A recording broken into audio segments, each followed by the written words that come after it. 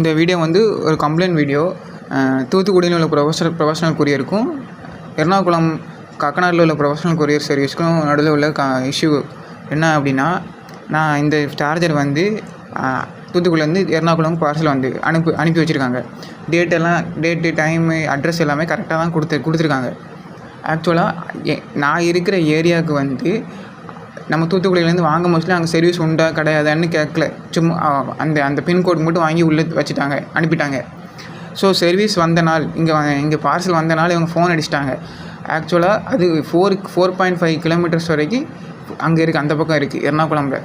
So இவங்க வந்து door ஸ்டெப்பில் வந்து கொடுப்பாங்கன்னு பார்த்தா இங்கே உங்கள் ஏரியாவுக்கு வந்து சர்வீஸ் கிடையாது அப்படின்னு சொல்லிட்டாங்க.